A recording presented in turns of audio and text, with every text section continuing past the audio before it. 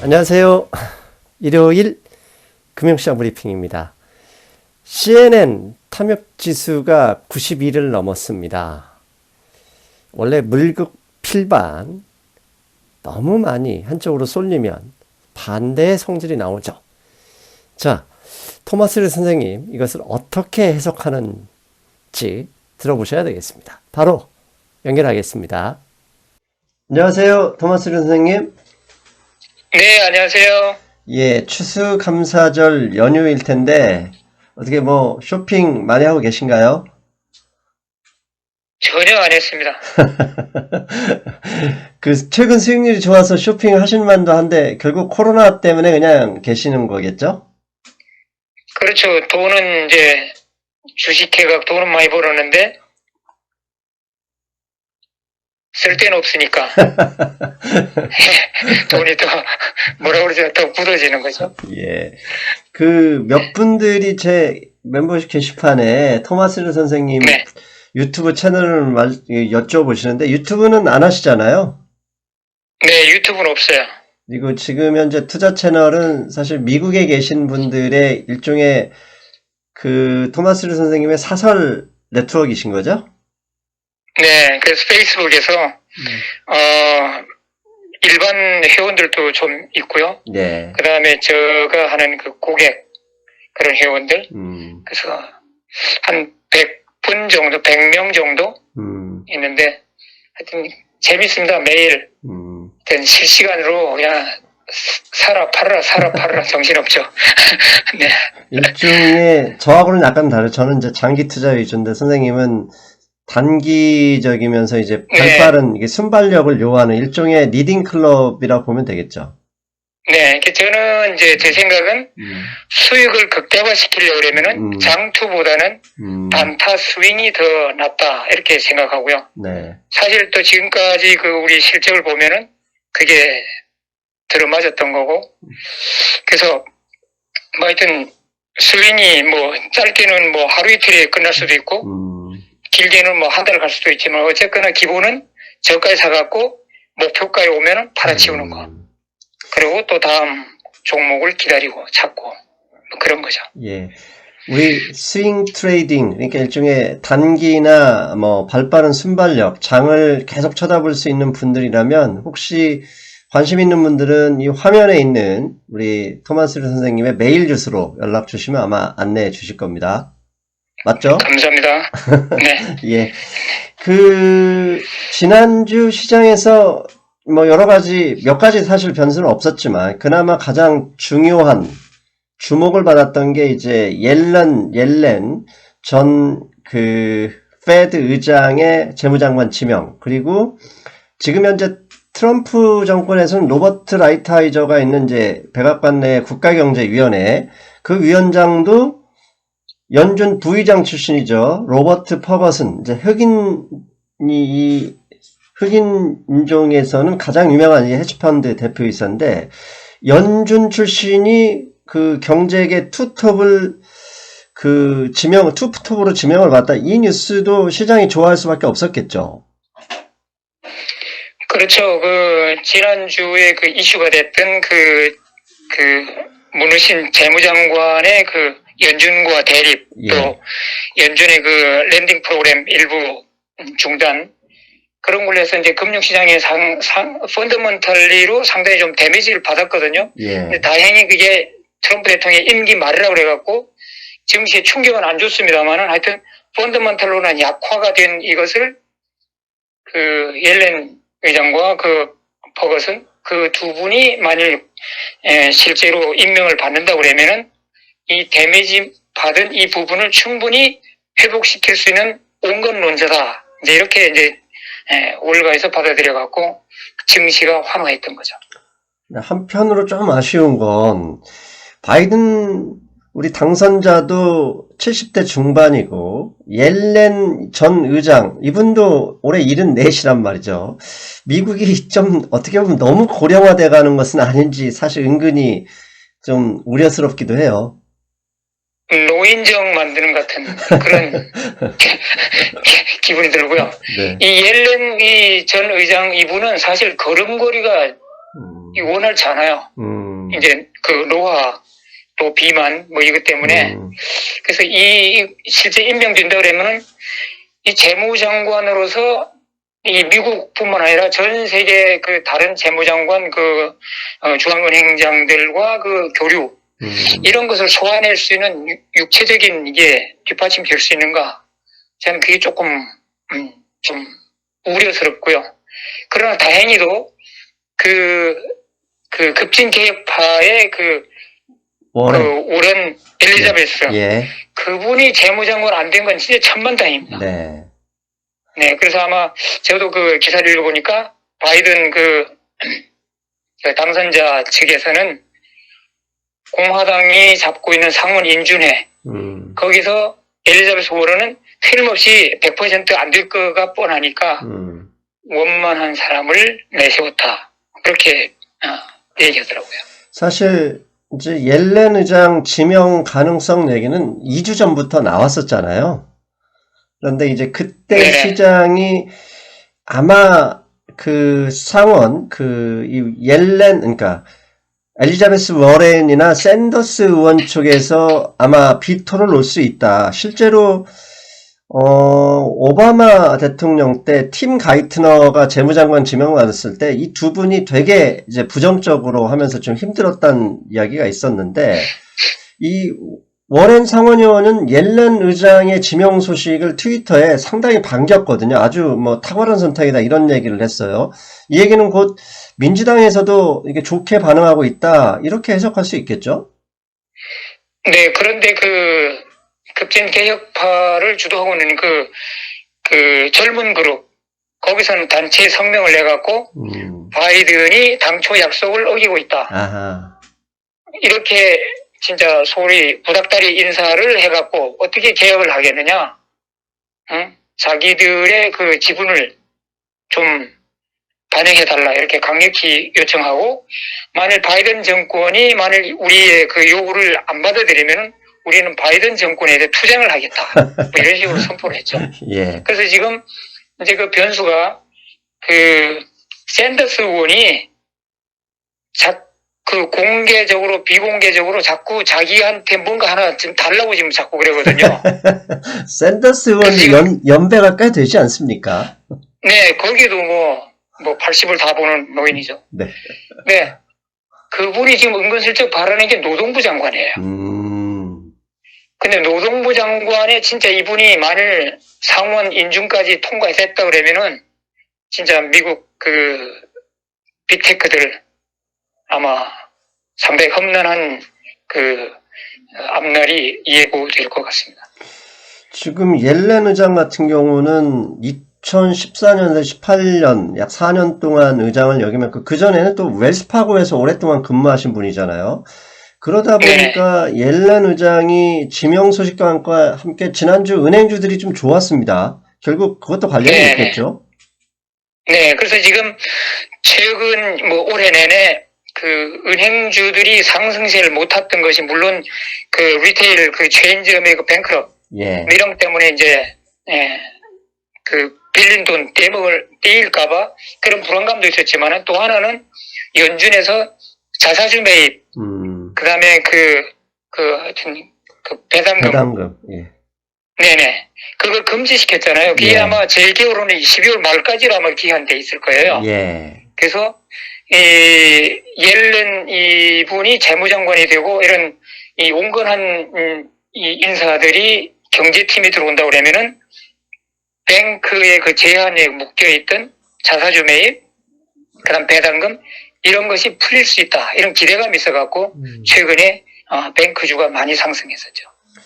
그리고 이런 걸 보면 바이든 당선자는 월가와 지금 그냥 분위기 좋게 시장을 흔들지 않는 그런 선택을 계속하고 있다. 이렇게 봐도 되겠어요. 그렇죠. 일단은 트럼프 대통령 4년은 대통령 본인이 정치에 아주 적극적으로 개입했던 분이거든요. 예.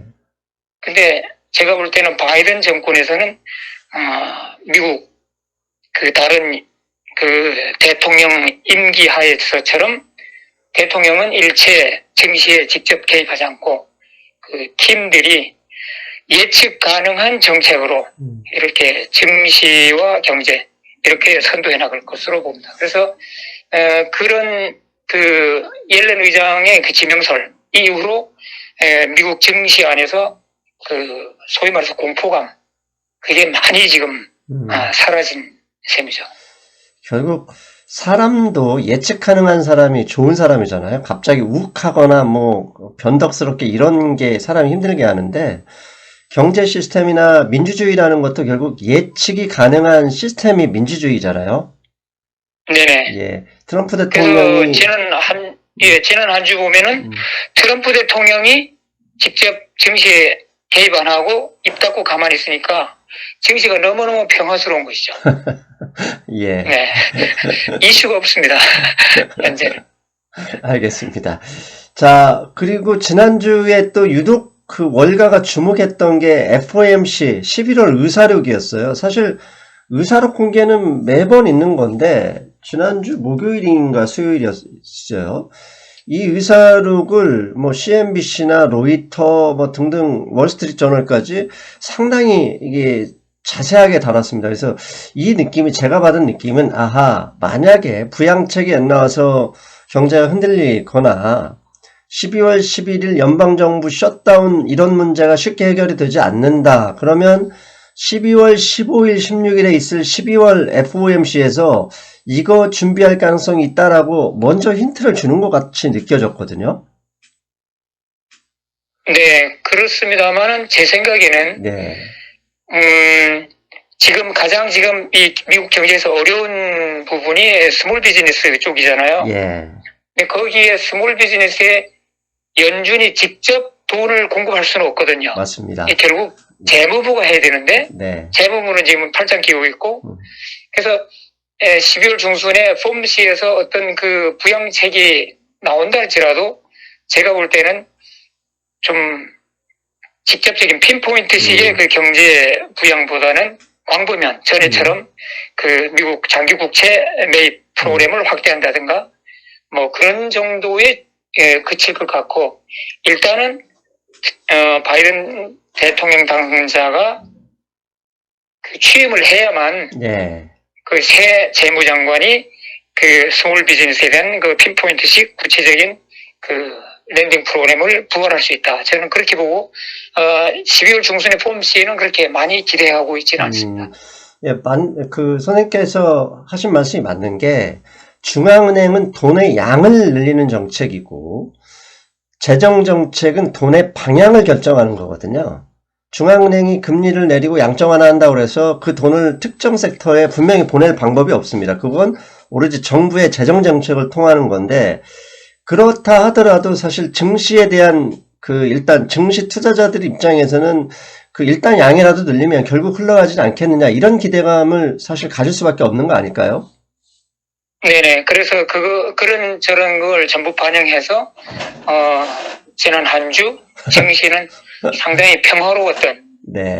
그런 시기였습니다. 예, 맞습니다. 그게 바로 또 보여준 게 이제 VIX 지표잖아요. 지난번 우리가 네네. 한번 언급했던 선생님도 말씀하셨죠. 톰리 우리 그분이 시장을 그 당시 이제 VIX가 20 밑으로 떨어지면 결국은 이 에픽센터라고 하는 경기 민감주 주식 그 부분을 계속 확대해야 된다라고 얘기를 했는데 오늘 반나절밖에 없었지만 증시에서 일단 VIX가 20 밑으로 내려왔어요. 네네. 잠시 내려왔다가 예, 다시 살짝 올라간 상태에서 이제 끝난 걸로 제가 알고 있고요. 예, 그래서 사실 그 VIX는 그 증시 이제 공포지수잖아요. 예. 증시 안에서 3개월 후에 이 앞선 세력들이 증시를 공포스럽게 보냐 안 보냐 이것을 이제 선반영해서 VIX에 나타나는 건데 역사적으로 보면 평화로웠던 시기에는 VIX가 10까지 내려가요.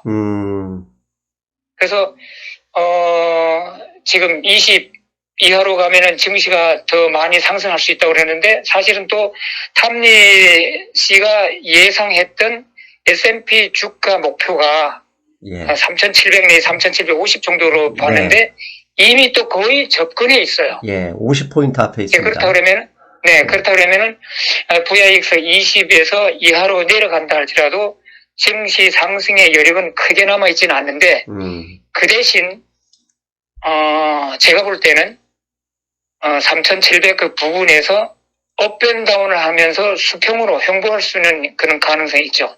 그렇다 그러면은 VIX는 지속적으로 계속 하향할 수 있고, 그래서 오히려 이런 장세에서는 장투보다도 스윙 트레이딩이 훨씬 더 유리할 수 있죠. 그래서 지금 지난 한 주간도 보면은 인덱스, 다우지수, 뭐 나스닥 지수, 뭐 하여튼 S&P나 이 인덱스 그 플럭추에이션은 그렇게 심하지 않았어요. 예. 그래서 계속 그 좁은 박스권에서 횡보하는 장세.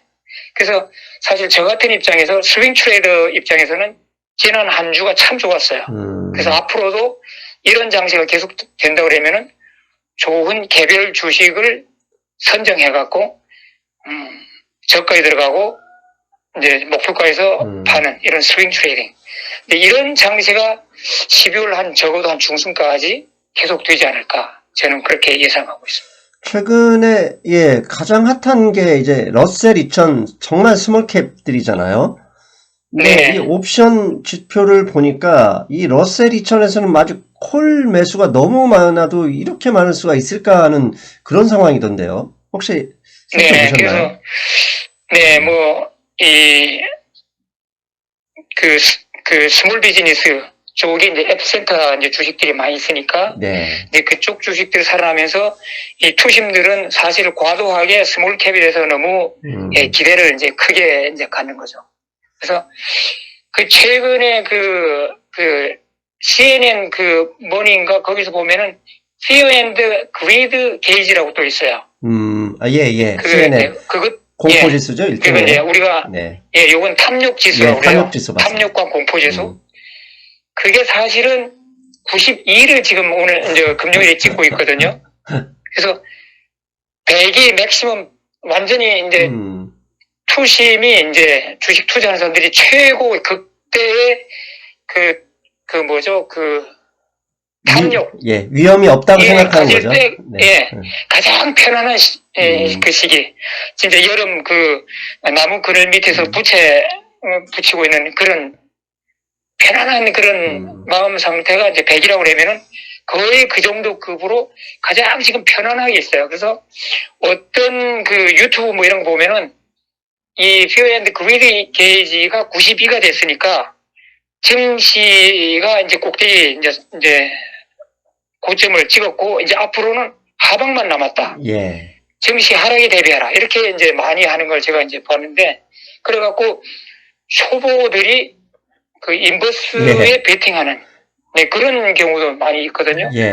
제가 볼 때는 제가 아까도 앞에 쭉 얘기했지만 뭐 옐렌 재무장관, 뭐 트럼프 대통령이 자기 패배 인정, 뭐 이런 전체 그 상황에 의해서 지금 증시가 아주 평화로운 상태인데 이 Fear and Greed Gauge는 그렇게 단기간에 임박하게 그렇게 반영하는 그 게이지가 아니거든요. 조금 시장에 느리게 배율이 슬로우하게 이렇게 반영되는 게이지이기 때문에 지금 당장 Fear and Greed Gauge가 92라 해갖고 우리가 당장 주식을 팔아야겠다, 인버스를 차야겠다 이렇게 황급하게 이렇게 대처할 필요는 없다.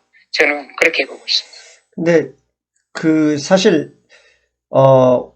옳은 지적일 수는 있어요. 왜냐하면 결국 시소와 같지 않습니까? 투자는 올라가는 게 있으면 내려가는 게 분명히 있는데 이 투심이 지금 탐욕 그리드가 90 CNN 지표가 높은 것은 사실 부담스럽긴 해요. 그런데 그 지표의 대부분이 러셀 2000 이 소형주에 집중되어 있는 이 느낌이 있기 때문에 혹시 증시가 흔들리더라도 이 중소형주 러셀 2000 쪽에서는 나올 가망성이 있다 이렇게 볼 수는 있지 않을까요? 이제 그것은 이제 코로나 확진자가 얼마나 더 급상승하는가 이제 거기에 이제 주로 이제 많이 달렸거든요. 그래서 최근에 그 코로나 사태 그 확진자 그 추세를 보면은 최근 일주일 동안은 미국 코로나 확진자 숫자가 줄어들고 있어요.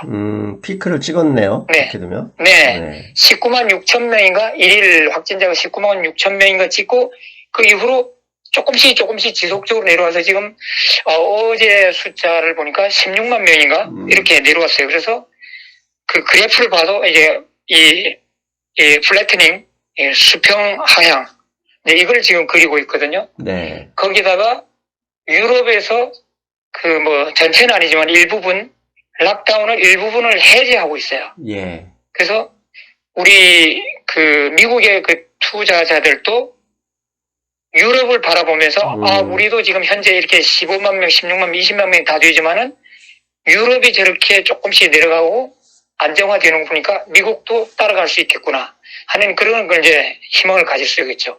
이것이 증시에 반영돼 있다. 저는 그렇게 보고, 그래서 일단 가장 임박했던 그 공포거리, 그 코로나 확진자 수가 20만 명 밑에서 플래트닝 커브를 만들면서 그게 증시에 상당히 안심을 주고 있다 이렇게 보고 있습니다. 결국 그 바탕에는 분명히 백신에 대한 좋은 소식들인데, 오늘 새벽 CNBC를 보니까 다음 주에 뭐 화이자 백신을 비행기로 실어 나르겠다 이런 기사가 나왔던데요.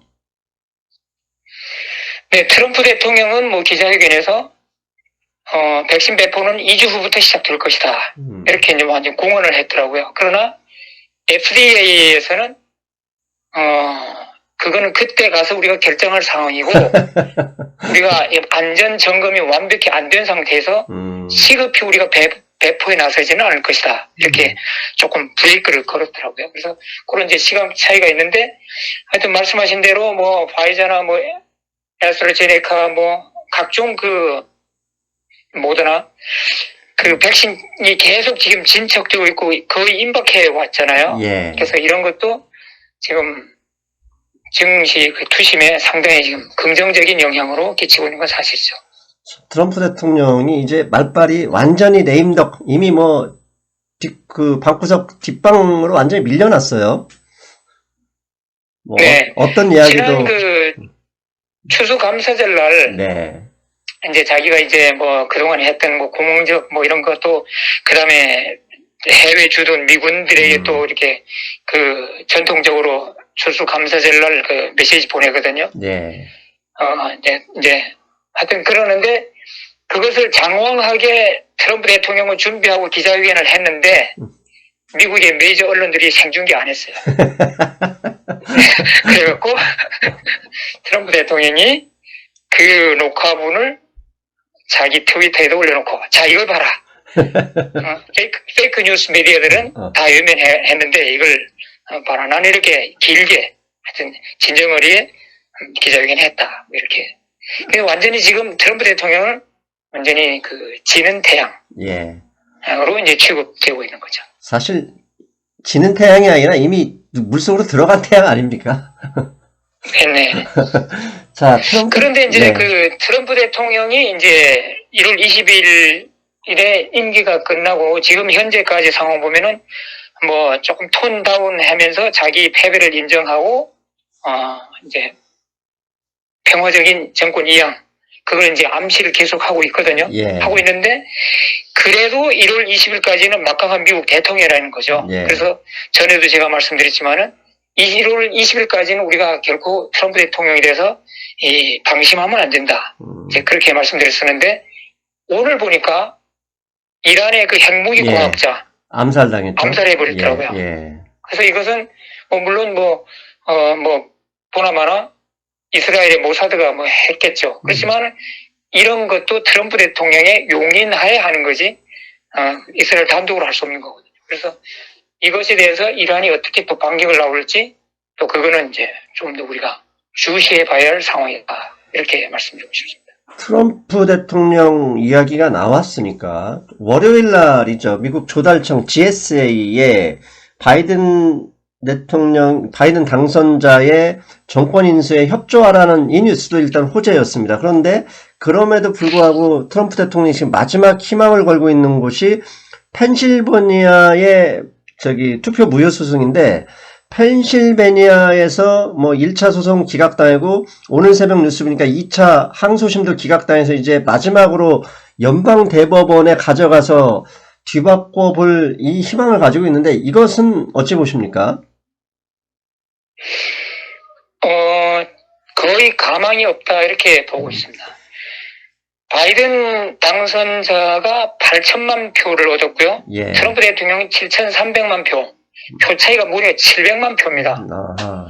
그래서 아무리 대법원의 판사들이 보수파가 다수를 점하고 있다 할지라도 이 표 차이 700만 표로 이긴 바이든 대통령을 이 트럼프 대통령과 이 승패를 뒤집어 버릴 수는 없는 거거든요. 예. 항상 대법원 판사라 할지라도 아무리 우호적인 트럼프 대통령이 우호적이라 할지라도 미국 전체 여론이 있잖아요. 700만 표라고 하는 어마어마한 차이의 여론을 확인한 이상 이것을 뒤집을 만한 그런 무모한 대법원 판사들은 아닐 겁니다. 사실 제가 볼 때는 가망성 없다 이렇게. 펜실베니아 법원도 지금 그 펜실베니아 주도 마찬가지고 공화당이 장악한 주거든요. 근데 공화당 주지사가 뭐 임명한 판사들조차도 사실 일단 바이든 후보의 손을 들어줬고, 그 다음에 기본적으로 인간의 본성 자체가 기본 질서를 유지하고 승복하는 문화거든요. 그러니까 딱히 뭐 부정선거를 했다라고 하는 증거를 아무도 제시하지 못하고 있기 때문에 결국은 연방대법원 뭐 판사가 뭐 5대3인가요? 이렇게 갈려져 있지만 6대3인가 갈려져 있지만 결국은 바이든 후보의 손을 들어줄 것이다. 이렇게 해석하는 게 맞을 것 같아요. 네. 그래서 플로리다인가요? 거기서 재검표를 했지만은 예. 당선 그거를 뒤집을 만한 충분한 숫자가 안 됐기 때문에 그래서 미국 전체 트럼프 대통령 측에서 주장하듯이 프로드가 있다고 주장한 게 사실로 소수 몇 표는 그렇게 나왔었죠. 그렇지만 전체 700만 표 차이를 뒤집을 만한 그런 거는 현재까지는 전혀 안 보이고 있습니다. 예. 결국 어차피 시장은 이미 3주 전부터 트럼프가 뭘 하든 관심이 없었잖아요. 그냥 바이든 대통령을 인정하고 있는 상황이기 때문에 마지막 남은 그 연방 대법원의 그 판결조차도 크게 신경 쓸 필요가 없겠다라는 생각을 합니다. 네, 그런데 그래서 이제 트럼프 대통령이 트위터에 보니까 이제 조지아 상원 선거운동 가자. 예. 이제 이렇게 이제 그 서포터를 이렇게 끌어모으더라고요. 예. 제가 볼 때는 트럼프 대통령은 일단은 패배를 인정하고 이제 남은 4년, 그 후에 4년 후 자기가 직접 다시 출마하든지 아니면은 지금 설왕설래하고 있는 폼페이오 국무장관을 내세우든지 네. 하여튼 앞으로의 4년 동안 트럼프 대통령은 공화당의 상왕 노릇하겠다. 이제 이런 뜻으로 지금 비치면서 지금 진행하는 걸로 저는 보이고 있습니다. 결국 트럼프 대통령이 이제 일종의 출구 전략을 구사하고 있는데 그 출구 전략도 결국 자기 사면권과 관련이 있을 것 같은 느낌이에요. 워낙 이쪽저쪽 소송이 많이 걸려 있죠. 네, 자기 사면은 충분히 할 수 있고요.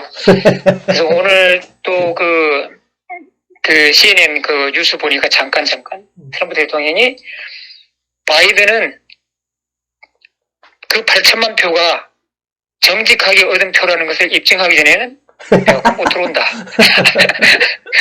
이렇게 기자회견에서. 어떻게 8천만 명한테 나 직접 투표했다 서명 받아오라는 얘기인가요? 네. 자, 알겠습니다.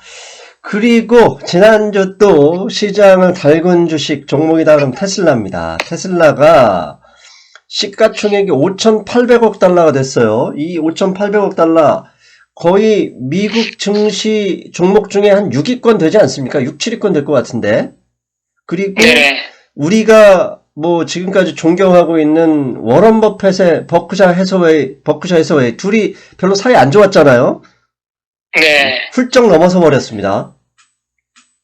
그리고 또 개인 재산으로도 미국 내에서 2등으로 올라섰답니다. 참, 그분, 돈이. 앨런 머스크, 올해 4월 달인가요? 마이어하나 쳤는데 지네 주식 너무 고평가다 팔아라 이래놓고 몇 배가 뛴 겁니까, 이분?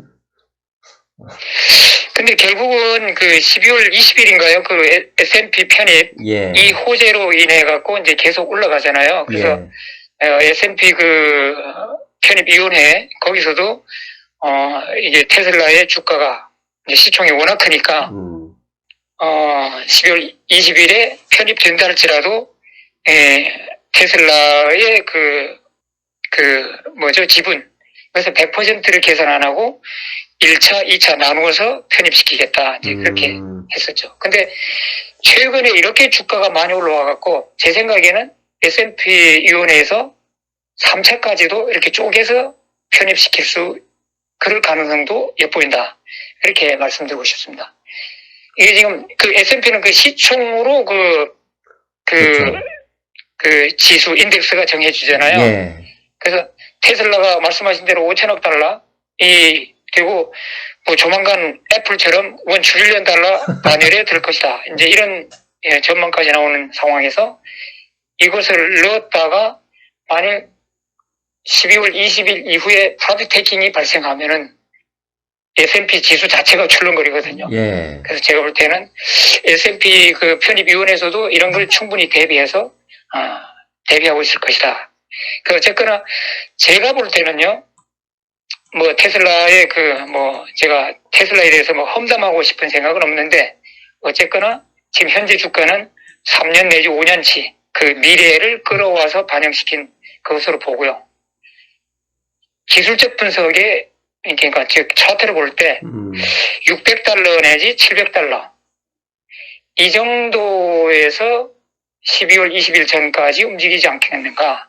그래서 12월 20일 이후가 되면은 프라이빗 테이킹 발생해서 $500 선까지 550이라든지 520이라든지 이 정도까지 밀렸다가 좀 한동안 숨고르기 한 다음에 다시 또 재차 상승하는 그런 움직임을 보이지 않겠는가. 저는 그렇게 생각하고.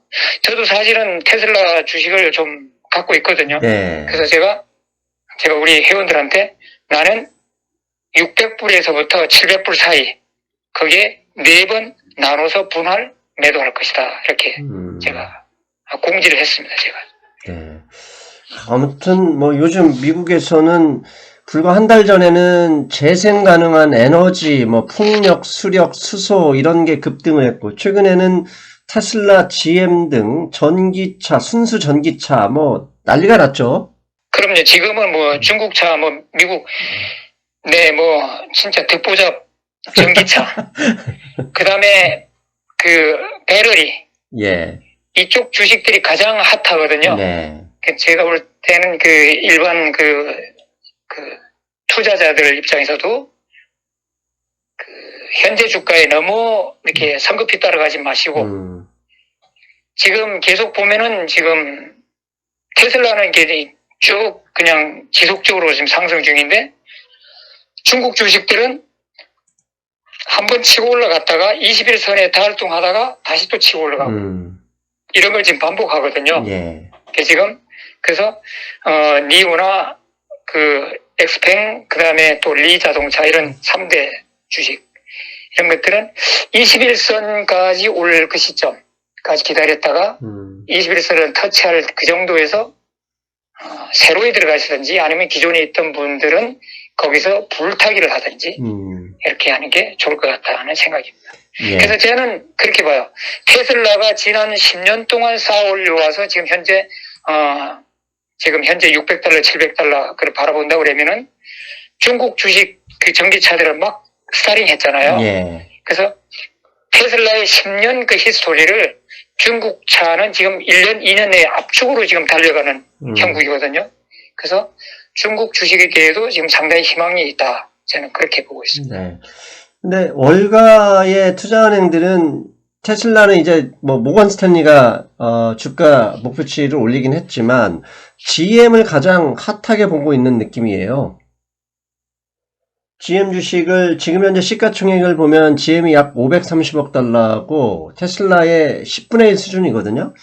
그런 면을 볼 때 GM도 이제 순수 전기차 이미 완판되기도 했고 그다음에 내연기관차 양산 경험이 있으니까 충분히 좀 더 관심을 두고 봐야 되지 않을까 이런 생각도 해봅니다. 네네. GM이 미국의 제일 큰 메이저 자동차 제조업체고 또 그동안에 이제 반세기가 넘는 동안 이제 자동차 그 기술, 축적, 뭐 노하우를 다 갖고 있죠. 그런데 그 GM이 지금 상당히 지금 액티브하게 전기차로 지금 넘어가고 있거든요. 예. 그런데 투심들은 상당히 냉정해요. 이 투심들은 진짜 이름도 없는 회사, 자동차 제조에 대한 히스토리도 없는 그런 회사가 자동차 만든다고 그러면 그거는 이제 폭등을 시키는데 기존 회사가 전기차에 이렇게 올인하다시피 이렇게 턴어라운드 하고 있는데도 불구하고 GM 주식에 대해서는 그렇게 뜨거운 반응이 없어요. 참 그게 좀 저는 좀 이해 못할 이제 그런 건데 사실 GM은 장기적으로 우리가 사회 점수를 많이 줘도 될 만한 그런 펀더먼털을 다 갖추고 있는 기업이다. 그렇게 생각하고 있습니다. 그래서 저도 선생님 GM 같은 경우 한 달 동안 40% 올랐습니다. 그래서 40%가 작은 상승률이 아닌데 이 니오나 이런 거에 비하면 반응이 별로 없다는 얘기죠. 그렇죠. 뭐 제가 이제 말씀드리고 싶은 거는 GM이 이 정도로 적극적으로 전기차 쪽으로 전환하는다고 그러면은 다른 주식에 비하면 이게 벌써 40%가 아니고 400% 폭등했어야 되는 거예요. 그러니까요. 네. 참 이게 결국 앞에서 우리가 언급했던 중소형주 그냥 작은 주식들 사람의 이 로빈훗 그 동기들이 모여서 그런 짜잘한 거에 일종의 투기하는 그런 수준이 되고 있는 그런 느낌도 있어요. 네네 그렇습니다. 예. 자 이제 마지막으로 이제 금리 이야기, 석유 이야기를 좀 해야 되겠는데 최근에 석유 가격은 이제 백신 효과 기대감으로 인해서 계속 올라와서 이제 45달러까지 왔고 또 닥터 쿠퍼라고 하는 경기를 가장 빨리 대변한다는 구리 가격도 요새 뭐 거침없이 우상향하고 있습니다. 그런데 이 금 가격은 반대로 오늘 1800달러 밑으로 떨어졌습니다. 이거 채권 금리는 또 반대로 올라가야 되는데 떨어졌고 이거 어떻게 해석을 좀 해야 될까요? 네, 일단은 그 위험 자산 선호가 이제 뚜렷한 이제 그것 때문에 그 반대에 있는 금값이 일단 하락했다고 보고요. 제 본인도 저도 사실은 그동안에 미 달러가 그 인덱스가 내려오기를 학수고 됐거든요. 이게 내려오면은 금은 올라갈 수 있다. 근데 실제 최근에 미 달러화가 계속 지금 그 인덱스가 내려오고 있잖아요. 그런데도 금값은 안 올라가요. 저도 사실 딜레마에 빠졌는데 뭐 그렇게 큰 비중으로 금에 들어가 있지는 않지만은 그래도 한 20% 정도는 이제 금광, 그 실버 이렇게 세 개 섹터에 이제 들어가 있거든요. 들어가 있는데 그래서 자 사실 지난 그 팬데믹 그 상황 그 이후에 보면은 금이 안전자산 역할을 못하고 그 트럼프 대통령 공포 줄 때마다 그 미 증시가 이제 S&P 그 증시가 올라가는 날은 금이 올라가고 떨어지는 날 같이 떨어지고 이런 현상으로 안전자산 역할을 못했는데 앞으로 제가 볼 때는 현재 위험자산 선호가 뚜렷하기 때문에 결국은 이 위험자산 증시 이것이 좀 불안하게 느껴지고 하락할 때 그때라야지 금값이 올라갈 것 같다 이런 생각이 들고 그래서 일단 차트상으로 보면은 금값, 은값, 그 다음에 금광 이게 전부 거의 지금 바닥에 거의 도달해 있거든요. 그래서 언제 어떤 트리거로 인해서 이것이 상승으로 돌아설지 그거는 이제 저는 아직 눈에 안 보이고 지금 기다리고 있는 그런 형국입니다. 지금 금, 은광 그 인덱스죠. XAU는 200일선 터치하면서 일단 반등하고 있거든요. 그 얘기는 금값도 이 하락세에서 일단 하락 지지 나올 가능성이 있어 보여요. 네, 그런데 이제 여기서 이제 트리거가 되려고 그러면은 그 부양책 여기 조금 더 구체적으로 뭔가 나와야 되죠. 규모가 작든 크든 지금 그게 지금 눈에 시야에 안 보이니까 금값은 계속 하방하고 또 지금 위험자산 쪽으로 워낙 돈이 몰려가다 보니까 상대적으로 금값은 지금 외면받고 있는 거죠. 그렇죠. 주식하는 게 낫지. 이런 상황에서 금 가지고 있어봤자 뭐 누가 봐주긴 하나요. 네네. 그래서 그다음에 원유 쪽으로 가면은 제가 볼 때는 원유 배럴당 그 46달러 최근에 예. 46달러, 45달러인가? 예. 그 정도 찍었었잖아요. 그래서 예. 요 정도 선에서 거의 고점에 왔다. 저는 그렇게 보여지고, 그 배경으로서 이 원유값이 계속 이제 상승하면서 이 오페크 플러스 예. 이 그룹들의 그 결속력이랄까? 그게 조금 느슨해졌어요. 그래서 그 리비아 같은 경우도 지금 그 오페크 플러스 그 쿼터 거기에서 벗어나서 지금 계속 생산을 늘리고 있고, 그 다음에 사우디나 그 중동이나 러시아도 계속 펌핑질하고. 그런데 이제 코로나 이걸로 해갖고 수요는 그렇게 지금 꽉 눌려있는 상황. 그래서 제가 볼 때는 현재 수준에서 더 올라갈 가능성은 좀 적다, 이렇게 보고 있습니다. 그래서 저도 이제 그 팡이라고 주식 심볼 팡, FANG, 그 다이아몬드 백이거든요. 예. 제가 그걸 하고 이제 옥시 갖고 있는데, 요거 이제 언제 팔아야 될까? 매도 시점을 지금 고르고 있는 그런 중에 있습니다. 좀 더 이게 원래는 사실 오늘 정도 하락해도 사실 일단 조정을 보여도 된다라고 예상을 했는데, 이스라엘이 공습을 했고 앞에서 언급하신 이란 핵과학자가 암살되면서 이 중동의 이 불안정성이 일단 하락을 지지하는 그런 느낌이 있거든요. 네네. 그 단기적인 악재는 이제 그렇게 말씀하신 대로 있지만은 조금 중단기로 보면은 이 원유 가격은 거의 고점에 왔다, 이렇게 보고 있습니다. 예. 사실 코로나 직전에 원유 가격이 60달러, 63달러 수준이었거든요. 그걸 감안한다면 50달러 정도는 오지 않을까라는 제가 생각을 했는데, 일단은 뭐 지켜봐야죠, 뭐. 네. 그리고 이제 이 시대 자체가 지금 전기차 맞습니다. 시대로 지금 예. 계속하고 있잖아요. 예. 바이든 당선자도 그쪽을 지금 지원하고 있는 그런 정책을 갖고 있고, 네. 그래서 원유 가격이 예전처럼 그렇게 60달러, 70달러 이렇게 올라가지는 않을 것 같다는 생각입니다. 맞습니다. 시대가 변하고 정부가 밀고 있는 앞으로 밀 방향에 대해서 저항하면 쪽박 차죠. 네네. 예. 알겠습니다. 오늘도 벌써 이야기를 나누다 보니까 40분이 훌쩍 넘었네요. 마지막으로 시장 다음 주 전망 한번 해주시고 마무리하겠습니다. 네, 다음 주도 제가 볼 때는 평화스러운 증시가 될 것 같고요. 일단은 저는 최고를 3,700에서 3,750 그 정도로 바라보고 있거든요. 네. 그래서 그것이 이제 크리스마스 전까지 달성될 것 같은 생각이고, 연말 되면은 또 이제 우리가 이제 눈에 살짝 지금 들어오고 있는 악재 하나가 지금 올해 주식이 많이 올랐잖아요. 예. 올라갔고 이 연금 기금 이 펀드들이 그 채권과 주식 그 배율 6대4 이 배율 리밸런싱을 해야 되는데, 주식이 워낙 많이 올랐기 때문에 일부 주식을 팔아서 채권 쪽으로 옮겨야 되는 그 리밸런싱의 금액 그 규모가 330조. 네. 예, 이 정도 된대요. 그 JP 모건이나 골드만삭스가 예상하기. 그래서 그게 이번 상승장 직후에 나타날 수도 있다. 그런 지금 멀리 지금 먹구름 한 점이 이제 보이고 있지만은 하여튼 계속 제가 주시하고 있습니다. 예.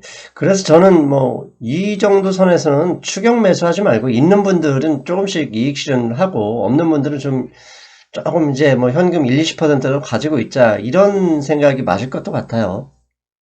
네, 사실 그렇습니다. 제가 지난번 그 방송 후에 어떤 분이 저한테 이메일 와갖고, 잡주에 물타기 하지 말라. 이 말에 감동을 했던가 봐요. 그래서 그분이 이제 이메일을 보내왔는데, 진짜 초보분들은요, 증시 하락이 예상된다 할지라도 역주식은 들어가지 마세요. 들어가지 마시고, 캐시, 현금이 가장 좋은 해지입니다. 맞아요. 네, 괜히 역주식 들어갔다가, 역주식은 순발력 좋고 판단력이 좋아야 되거든요. 얼른, 왜냐면 미국 증시는 계속 지난 100년 동안 계속 우상향으로 올라왔기 때문에 역주식이 들어갔다가 걸리면은 손실이 계속 커지고, 그 다음에 이 뉴스에 너무 몰입하면 안 돼요. 네. 이 뉴스라는 게 이미 증시에 이미 반영된 뉴스가 뜨거든요. 맞습니다. 루머에 사서 뉴스에 팔아라. 이제 딱 그게 맞는 말인데, 뉴스가 나왔을 때는 이미 증시에 다 반영된 예. 올드 뉴스예요. 근데 그 뉴스에 너무 몰입하다 보면은, 이거 인버스 들어가야겠구나. 역주식 들어가야겠구나. 주식을 다 팔아야겠구나. 이런 잘못된 판단이 나올 수 있거든요. 그래서 정불안하면 현금화 하든지 그렇게 하는 것이 좋지, 역주식 이런 건 하지 말라 부탁드리고 싶습니다. 예, 여러분, 역주식 인버스 얘기는 한국도 11월 달에 개인이 가장 많이 산 그 섹터를 보니까 곧버스라고 해가지고 인덱스 2배짜리에 뭐 어마어마하게 투자를 해서 마이너스 30% 가까이 두던데, 아니 인간의 본성이 성장인데 그걸 그 본성의 반대에 투자하는 것 자체가 리스크 아닙니까? 그러니까 사실 그분들이 뉴스에 너무 몰입해서 그런 이제 판단이 나온 거예요. 뉴스를 보면 전부 공포스러운 뉴스뿐이죠. 원래 그런 뉴스에 우리가 더 클릭을 하죠. 네네. 알겠습니다. 자, 오늘도 선생님 말씀 감사드리고요. 저희는 다음 주에 뵙겠습니다, 선생님. 네, 수고하셨습니다. 안녕히 계세요. 잘 들으셨어요? 네, 이번에는 다를 것이다. 결국 항상 똑같죠. 그런데 과도한 비관론, 폭락론, 사실 건강에도 좋지 않습니다. 하지만 너무 많이 올라갔기 때문에 지금 추격 매수하기는 부담스럽죠. 하지만 섣불리 매도할 필요도 없다. 다만 어느 정도 많이 오른 종목들 중심으로 이익을 실현하는 것도 좋아 보입니다. 저는 월요일에 뵙겠습니다. 여러분 안녕.